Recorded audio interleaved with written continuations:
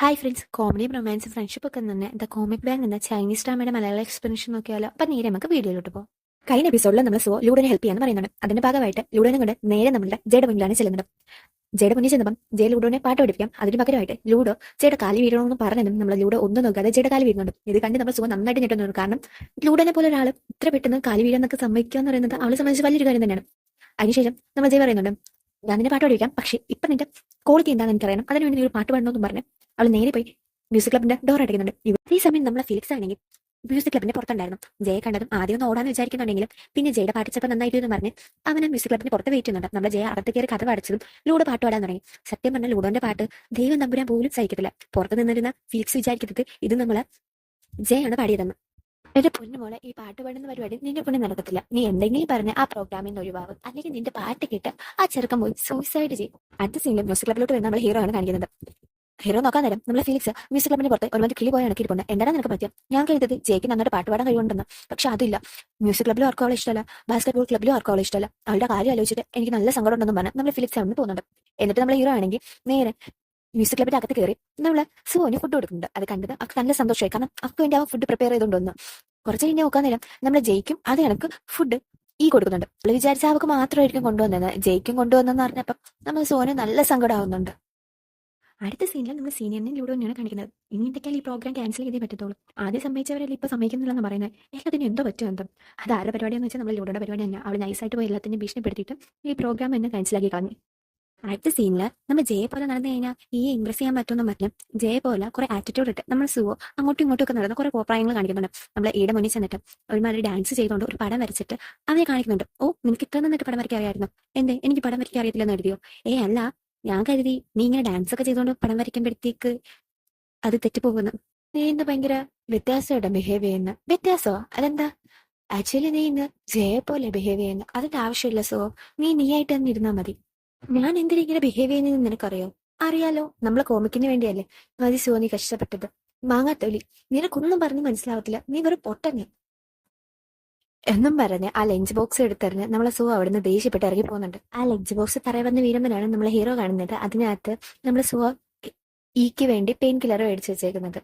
നമ്മുടെ സോ അവിടുന്ന് പോകാൻ നേരമാണ് ജെയിംസ് അങ്ങോട്ട് കയറി ഇടുന്നത്. എന്താണ് സോന് പറ്റിയത്? അവളെ ഞാൻ മൈൻഡ് പോലും ചെയ്തില്ലല്ലോ. നിങ്ങൾ തമ്മിൽ വഴക്കിട്ടോ? എന്തെങ്കിലും അഡ്വൈസ് വേണോ മോനെ? എനിക്ക് നിന്റെ അഡ്വൈസ് ഒന്നും വേണ്ട. ഞാൻ എത്ര റൊമാൻറ്റിക് കോമിക് എഴുതിയിട്ടുള്ള സോനെ പിണക്കാൻ മാറ്റാൻ എനിക്കറിയാം എന്ന് പറഞ്ഞാൽ നമ്മൾ ഈ ആണെങ്കിൽ സോനെ ടെസ്റ്റ് ചെയ്തു. നാളെ നീ എന്റെ വീട്ടിൽ ബ്ലാക്കിങ് ചെയ്യാൻ വരത്തില്ല, നീ നോക്കിക്കോ. 2 മിനിറ്റിനുള്ളിൽ സോ എനിക്ക് റിപ്ലൈ തരും. ഇപ്പൊ തരും, നോക്കിയിരുന്നോന്നും പറഞ്ഞാണ് നമ്മൾ ജെയിംസ് ഇരിക്കുന്നത്. 2 മിനിറ്റ് കഴിഞ്ഞ് 2 മണിക്കൂർ കഴിഞ്ഞ് നമ്മൾ സോ റിപ്ലൈ കൊടുത്തില്ല. എടാ, ചുമ്മാ ഇങ്ങനെ ഓരോ കാര്യങ്ങൾ പറയാതെ നീ ഈ ഗെയിം ഒന്ന് കളിച്ചു നോക്കാം. ഈ ഗെയിമിൽ ഒരു പെൺകുട്ടിയോട് എങ്ങനെ ബിഹേവ് ചെയ്യണമെന്നും അവളെ എങ്ങനെ സോപ്പിടണമെന്നൊക്കെ നല്ല ക്ലിയർ ആയിട്ട് പറഞ്ഞു തരുന്നുണ്ട്. അങ്ങനെ 2 എണ്ണവും കൂടി ഇരുന്ന് രാത്രി ഫുൾ ആ ഗെയിം കളിക്കുന്നുണ്ട്. എന്നിട്ട് രാവിലെ നമ്മൾ ഈ ആണെങ്കിൽ സോനെ ടെസ്റ്റ് ചെയ്യുന്നുണ്ട്. നമുക്ക് ഇന്ന് ഷോപ്പിങ്ങിന് പോവാം, നീ റെഡി ആയിട്ട് വരാൻ. എന്തായാലും ലേറ്റ് ആയില്ല. അഥവാ ഇനി ലേറ്റ് ആയാൽ അവൻ രക്ഷപ്പെട്ടാലോ? എനിക്ക് ഡേറ്റിന് ഒരു ഇൻട്രസ്റ്റും ഇല്ല. പിന്നെ ഈ പറഞ്ഞുകൊണ്ട് വന്നേ ഉള്ളൂ എന്നും പറഞ്ഞിട്ട് നമ്മൾ സോ നേരെ പോയി കണ്ണടയുടെ മുന്നിൽ ലുക്ക് ഓക്കെ ആണോ എന്ന് ഇങ്ങനെ നോക്കിക്കൊണ്ടിരിക്കുമ്പോഴാണ് ഈ അങ്ങോട്ട് വരുന്നത്. നീ എന്താ അവിടെ ചെയ്യുന്നത്? ബാ, ഞാൻ നിനക്ക് ഗിഫ്റ്റ് മേടിച്ചു തരാമെന്ന് പറഞ്ഞ് നമ്മൾ സോനും കൊണ്ട് അവൻ ഷോപ്പിങ്ങിന് വന്നിട്ട്. ആഹാ, ഞാൻ വിചാരിച്ച പോലല്ലോ ഇവൻ. നല്ല സ്വീറ്റ് ആയിട്ടാണ് ബിഹേവ് ചെയ്യുന്നത്. എങ്ങനെയൊക്കെ സോപ്പിടണമെന്ന് അറിയാം. ദൈവമേ, ഇനിയിപ്പോ ഇതും അവന്റെ കോമിക്കിന് വേണ്ടിയുള്ളതാണോ? ഇവനെ വിശ്വസിക്കാൻ പറ്റത്തില്ല. എന്തൊക്കെയാലും ഒന്നും എക്സ്പെക്ട് ചെയ്യണ്ട. അവരങ്ങനെ ഡ്രസ്സ് എടുക്കാൻ പോകുന്നിട്ട് 2 കപ്പിൾസ് തമ്മിൽ അടിവിടുന്നത്. അതിൽ പെണ്ണ് പറയുന്നത് അച്ചക്ക് ആകപ്പാട് ഒരു ഡ്രസ്സ് സെലക്ട് ചെയ്തോളൂ എന്ന് പറഞ്ഞ് അവൾ വരക്കിടിക്കുമ്പോഴാണ് നമ്മൾ ഈ ആണെങ്കിൽ കുറെ ഡ്രസ്സുമായിട്ട് സുവന്റെ അടുത്ത് വന്നിട്ട് ഇതെല്ലാം ട്രൈ ചെയ്ത് നോക്കാൻ പറയുന്നത്. ഇത് കേട്ടതും മറ്റേ പെങ്കുച്ച് പറയാൻ തുടങ്ങി, കണ്ടോ ബോയ് ഫ്രണ്ട്സ് ആയ അങ്ങനെ വേണം, അവർ ഇത്ര സ്വീറ്റ് ആയിട്ടുള്ള കപ്പിൾസ് ആണെന്ന് പറഞ്ഞ് ഇവരെ കുറിച്ച് പൊക്കി പറയാൻ തുടങ്ങി. ആക്ച്വലി നമ്മൾ ഹീറോ ആ ഡ്രസ്സ് എല്ലാം സുവനോട് ട്രൈ ചെയ്യാൻ പറഞ്ഞത് മെയ്ഡ് ക്യാരക്ടർ ഡെവലപ്പ് ചെയ്യാൻ വേണ്ടി മാത്രമായിരുന്നു. അങ്ങനെ നമ്മൾ ഈ ആണെങ്കിൽ അതിനൊരു സ്കൂൾ യൂണിഫോം എടുത്തു കൊടുത്തിട്ട് സുവനോട് ട്രൈ ചെയ്യാൻ പറയുന്നുണ്ട്. അവളത് ട്രൈ ചെയ്തില്ലെന്ന് പറയുമ്പോൾ വേറെ വഴിയില്ലാതെ നമ്മളെ ഈ തന്നെ അത് ട്രൈ ചെയ്യുന്നുണ്ട്. അത് ഭയങ്കര കോമഡി ആയിട്ടുള്ള സീനാണ്. ഇപ്പൊ വേറെ ഒന്നും ചെയ്യാൻ പറ്റത്തില്ലല്ലോ. ഈ മെയ്ഡ് ക്യാരക്ടർ ഡെവലപ്പ് ചെയ്യണമെങ്കിൽ ഇതൊക്കെയുള്ള വഴി.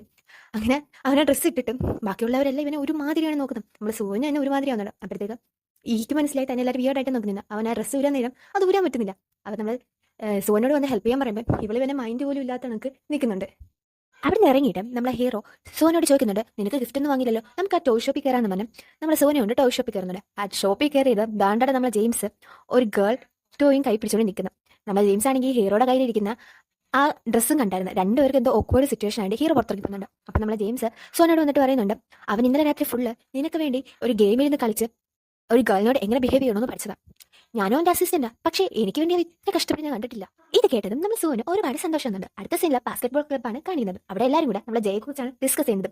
ഈ ജയുടെ ശല്യം സഹിക്കാൻ വയ്യ. ഇവളെ കാണാൻ ഇപ്പൊ പുതിയതായിട്ട് ബാസ്കറ്റ്ബോളിൽ ഒരു ചെക്കൻ പോലും ജോയിൻ ചെയ്യുന്നില്ല. ഉള്ളവരാണെങ്കിൽ അവൾ മൊത്തം പണി കിട്ടിയേക്കുക. ഇവൾ എങ്ങനെയെങ്കിലും ഒതുക്കിയേ പറ്റത്തുള്ളൂ.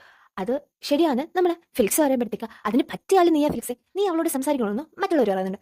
നമ്മളെ ഫിലിക്സ് ശരിയെന്ന് പറഞ്ഞാൽ ആ ഒരു കാര്യം ഏറ്റെടുക്കുന്നുണ്ട്. അവൻ നേരെ ഒരു ലെറ്റർ എഴുതി ബാസ്കറ്റ്ബോൾ ക്ലബ്ബിൽ വെക്കുന്നുണ്ട്. ആ ലെറ്റർ ഒരു പെങ്ക് വെച്ച് കറക്റ്റ് ആയിട്ട് എടുത്ത് ജയുടെ കൈ കൊടുക്കുന്നുണ്ട്. ജയ്, നിനക്ക് ഇന്ന ഒരു ലവ് ലെറ്റർ എനിക്കൊന്നും പറഞ്ഞാൽ നമ്മൾ ജയ് അത് ഓപ്പൺ ചെയ്ത് വായിക്കുന്നുണ്ട്. ഇത്ര സമയത്ത് ടെറസിന് മേലെ വരണമെന്നാ അതിൽ എഴുതിയത്. എന്നെ പ്രപ്പോസ് ചെയ്യാൻ ആർക്കാരുടെ ധൈര്യം എന്നും പറഞ്ഞ് നമ്മൾ ജയ് അങ്ങോട്ട് പോകുന്നുണ്ട്. ആരായിരിക്കും വരാൻ പോകുന്നതെന്നും പറഞ്ഞ് നമ്മൾ ജയ് വെയിറ്റ് ചെയ്തുകൊണ്ടിരിക്കുമ്പോഴാണ് നമ്മൾ ഫിലിക്സ് അങ്ങോട്ട് കയറി വരുന്നത്. ഫിലിക്സിനെ കണ്ടതും, എടാ ഫിലിക്സ്, നീ ആയിരിക്കും എനിക്ക് ഉറപ്പുണ്ടായിരുന്നു. നിനക്ക് എന്നോട് ക്രഷ് ഉണ്ടെന്ന് എനിക്കറിയാം. ഓക്കെ ഞാൻ നിന്നോട് ഇഷ്ടമാണ്. പക്ഷേ ആദ്യം നിന്നോട് നിക്ക് വെക്കണം. എന്താ വെക്കും? എന്തോടെ ലവ്? എനിക്ക് നിന്നോട് ലവ് ഒന്നുമില്ല. ഞാൻ സീരിയസ് ആയിട്ട് ഒരു കാര്യം പറയാൻ വന്നേ. നീ ഇനി ആ ബാസ്കറ്റ്ബോളിന്റെ രംഗത്ത് വരരുത്. നിന്നെ കാരണം പുതിയതായിട്ട് ആരും ബാസ്കറ്റ്ബോളിൽ ജോയിൻ ചെയ്യുന്നില്ല. ബാക്കിയുള്ളവരെ നീ ഇറിറ്റേറ്റ് ചെയ്തുകൊണ്ടിരിക്കുക. നിന്റെ ടോർച്ചർ ആർക്കും സഹിക്കാൻ വയ്യ. നീ വെറുതെ എന്നെ ടോർച്ചർ ചെയ്തുകൊണ്ടിരിക്കുക എന്നും പറഞ്ഞാൽ നമ്മുടെ ഫിലിക്സ് പോകുന്നുണ്ട്. മറ്റേത് എപ്പോഴും എന്തെങ്കിലുമൊക്കെ പറയുന്ന ജയ മിണ്ടാതിരിക്കുന്നുണ്ട്. അപ്പം പറഞ്ഞ് തിരിച്ച് കൂടി പോയെന്നും പറഞ്ഞ് നമ്മൾ ഫിലിക്സ് നേരെ ചെന്ന് ജയോട് സോറി പറയാൻ വേണ്ടി പോകുന്നുണ്ട്. സോറി പറയുന്നതിന് മുമ്പ് തന്നെ നിന്റെ പേര് ഫിലിക്സ് എന്നല്ലേ, ഞാൻ നിന്നെ ഫിലിന്ന് വിളിക്കാം. എത്ര പറഞ്ഞാലും നീ നന്നാവത്തില്ല ജയ്. നിന്റെ ക്യാരക്ടർ നീ ചേഞ്ച് ആക്കത്തില്ല. നിനക്കറിയാം ആ മ്യൂസിക് ക്ലബ്ബിലെ ലവ്ലി എന്ന് പറഞ്ഞൊരു പെൺകുട്ടുണ്ട്. അവളുടെ വോയിസ് എത്ര സ്വീറ്റ് ആണെന്നറിയാവോ? അവളൊരു ദേവതയാണ്. ആക്ച്വലി എനിക്ക് ഇൻസോമീനിയ ഉണ്ട്. പക്ഷെ അവളുടെ പാട്ട് കേട്ടത് ഞാൻ ഉറങ്ങിപ്പോയി. എനിക്ക് അവളെ ഭയങ്കര ഇഷ്ടമാണ്. അവളെ പോലായിരിക്കണം പെൺകുട്ടികൾ. നീ എന്താ പറഞ്ഞ? നിനക്ക് ലവ്ലി ഇഷ്ടമാണോ? ആ അതെ, അതെന്നെ പറഞ്ഞു. ശരി, നിനക്ക് ലവ്ലി ഇഷ്ടമാണ്? ആണെന്നും പറഞ്ഞ് നമ്മള് ഫിലിക്സ് അവിടുന്ന് പോകുന്നുണ്ട്. അടുത്ത സീനിൽ നമ്മുടെ ഹീറോ ആണെങ്കിൽ ഹീറോയിന് ഒരു ഗിഫ്റ്റ് വാങ്ങി കൊടുക്കുന്നുണ്ട്. അവളാണെങ്കിൽ ഇദ്ദേഹം ഇനി ഇതുപോലെ മാക്സ് ബുക്ക് ആണോ എന്ന് പറഞ്ഞ് ഓപ്പൺ ചെയ്ത് നോക്കുമ്പോൾ ഓയിൽ പെയിന്റ് റിലേറ്റഡ് ആയിട്ടുള്ള ബുക്സും അതിന് വേണ്ടിയുള്ള എക്യുപ്മെന്റ്സും. നീ ജെയിംസിനോട് പറയുന്ന കേട്ടായിരുന്നു നിനക്ക് ഓയിൽ പെയിന്റ് ഭയങ്കര ഇഷ്ടമാണ്, അതുകൊണ്ട് ഞാൻ ഇത് മേടിച്ച. എനിക്കിത് ഒരുപാട് ഇഷ്ടമായിരുന്നു നമ്മൾ സോ പറയുന്നുണ്ട്. അങ്ങനെ നമ്മൾ സോ നോക്കാൻ നേരത്താണ് ആ കവറിൽ നിന്ന് അവർക്കൊരു പെയിന്റിങ് കിട്ടുന്നത്. ആ പെയിന്റിങ്ങിനകത്ത് ഒരു ഹീറോയിന് വേണ്ടി ഒരു ഗിഫ്റ്റ് മേടിച്ചു കൊടുത്തിട്ട്, ഈ ഗിഫ്റ്റ് കണ്ടപ്പോൾ എനിക്ക് നിന്നെയാണ് ഓർമ്മ വന്നത്. ഇത് നിനക്ക് ഇഷ്ടപ്പെട്ടോ? എനിക്ക് എപ്പോഴും നിന്നെ കുറിച്ച് ഇപ്പോൾ ഓർമ്മ വരുന്നോളെന്ന് വരച്ചു വെച്ചിട്ടുണ്ട്. ഇത് കണ്ടപ്പോൾ നമ്മൾ സോന് ഒരുപാട് സന്തോഷമാവുന്നുണ്ട്. കാരണം നമ്മളെ ഹീറോ എന്തെങ്കിലും ഒരു കാര്യം അവൻ എക്സ്പീരിയൻസ് ചെയ്താൽ മാത്രമേ പടം വരയ്ക്കത്തുള്ളൂ. അപ്പം ഇത് അവളെ കുറിച്ച് എക്സ്പീരിയൻസ് ചെയ്തിട്ട് വരച്ച പടമാണെന്ന് നമുക്ക് മനസ്സിലാവുന്നുണ്ട്. അപ്പൊ തന്നെ അവർക്ക് വൈറ്റിലെ ബട്ടർഫ്ലൈസ് ഒക്കെ എഴുതുന്നുണ്ട്. ഹീറോയ്ക്ക് അവന്റെ ഓഫീസിൽ നിന്ന് കോൾ വരുന്നുണ്ട്. നമ്മളെ സോ ചെയ്ത് വെച്ചിരുന്ന വീഡിയോ ഭയങ്കരമായിട്ട് വൈറലായി. അതിനെക്കുറിച്ച് സംസാരിക്കാൻ നാളെ ഓഫീസിൽ വരണമെന്നാണ് പറയുന്നത്. ആ കോൾ കട്ട് ചെയ്യുമ്പോഴത്തേക്ക് സോ ചോദിക്കുന്നുണ്ട്, ആരാ വിളിച്ചതെന്ന്. അതൊന്നുമില്ല സർ, ഓഫീസിൽ നിന്ന് വിളിച്ചതാ. നാളെ ഓഫീസ് വരുന്ന ചെല്ലണം.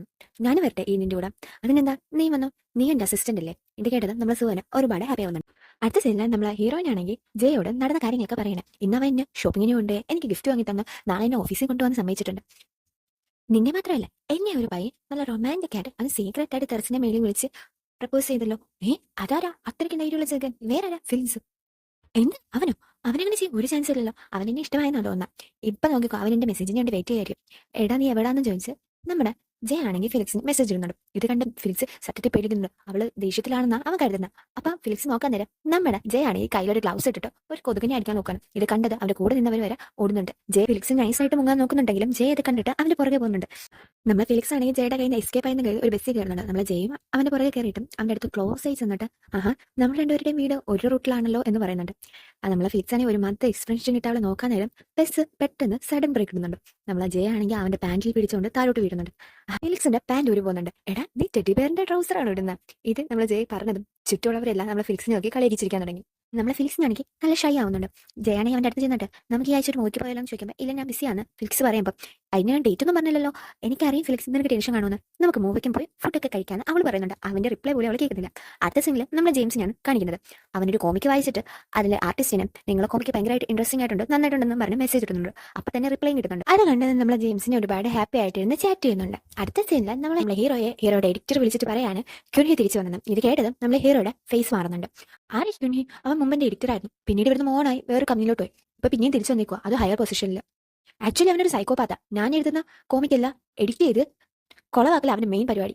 അത് മാത്രമല്ല കോമിക്കിൽ ആവശ്യമില്ലാത്തതെല്ലാം പൂച്ച വരച്ച് വെക്കണം. അവന് പൂച്ച എന്ന് പറയുന്നത് പ്രാന്ത. അവൻ എന്നെ ഒരുപാട് ടോർച്ചർ ചെയ്തിട്ടുണ്ട്. എന്റെ കാര്യം പിന്നെയും പൊട്ടുന്നേക്കാം. അപ്പുറത്തെ വീട്ടിലെ കുട്ടിയുടെ കോമിക്ക് ഇവനെ എഡിറ്റ് ചെയ്യുന്നത് അതിൽ അവൻ കാണിച്ചു വെച്ചിരിക്കുന്നുണ്ട്. ദൈവം പോലും സഹിക്കത്തില്ല. നിനക്ക് ആ കുട്ടിയെ കാണിച്ചു തരാന്ന് പറഞ്ഞാൽ നാളെ സോ ഈയും കൂടെ നേരെ ആ കൊച്ചിന്റെ വീട്ടിലോട്ട് പോകുന്നുണ്ട്. കുട്ടിയുടെ പുതിയൊരു കോമിക്ക് റിലീസായത് നമ്മുടെ ഹീറോയിനും വായിക്കാൻ കൊടുക്കുന്നുണ്ട്. അവരും ഭയങ്കര ഇൻട്രസ്റ്റ് ആയിട്ട് ആരായിരിക്കും ക്രൈം ചെയ്തതെന്ന് പറഞ്ഞ് വായിച്ചു വരുമ്പോൾ തന്നെ അടുത്ത ചാപ്റ്ററിന്റെ ഹെഡിങ്ങിൽ തന്നെ ആ ക്രൈം ചെയ്ത ആളുടെ പേര് എഴുതി വെച്ചിരിക്കുന്നത്. ഇതെന്താ ചേച്ചി ഇങ്ങനെ കാണിച്ചിരിക്കുന്നത്? അത് ഞാനല്ല ചെയ്തത്, അവനാ ചെയ്തത്, ആ ക്യുൻഹി. ഇനി ഞാൻ ഈ കോമിക്കിനകത്ത് അവൻ ആന വരച്ചു കൊടുക്കണമെന്ന്. ഇത്രയും ചെറിയ കോമിക്ക് ഞാനെങ്ങനെ ആന വരയ്ക്കാനാ? ഇവളുടെ സോഷ്യൽ മീഡിയ അക്കൗണ്ട് പോലും ആ ക്യുൻഹിയാണ് നോക്കുന്നത്. അതിനകത്ത് കോമിക്കിനെ കുറിച്ചുള്ള അപ്ഡേറ്റ് ഇല്ലെങ്കിലും അവന്റെ ഫോട്ടോ തന്നെ തിരിച്ചു മറിച്ച് വെക്കാൻ പോസ്റ്റ് ചെയ്യുന്നുണ്ട്. ചേച്ചി നിങ്ങൾ എങ്ങനെ ഇവന്റെ ടോർച്ചർ സഹിക്കുന്നത്? ഞാനെങ്ങാനും ആയിരിക്കണമായിരുന്നു ഇവനെ ഞാൻ എപ്പോഴും തല്ലിക്കൊന്നാണ്. ഞാൻ ജനിച്ചപ്പോൾ തൊട്ടേ ഇച്ചിരി സൈലന്റ് ആയിട്ടുള്ള കേളാ, അതുകൊണ്ട് ഇങ്ങനെ സഹിച്ചു പോകുന്നത്. ഇവരിങ്ങനെ വെറുതെ വിട്ടാൽ പോരാ, ഇവനോട് സംസാരിച്ചേ പറ്റുമെന്ന് നമ്മൾ സു ഒരു തീരുമാനം എടുക്കുന്നുണ്ട്. നമ്മുടെ സു ആ കുനിയെ കണ്ടിട്ട് എന്താവോ എന്നൊക്കെ നമുക്ക് അടുത്ത എപ്പിസോഡിൽ കാണാം. അപ്പൊ താങ്ക് യു ഫോർ വാച്ചിങ്.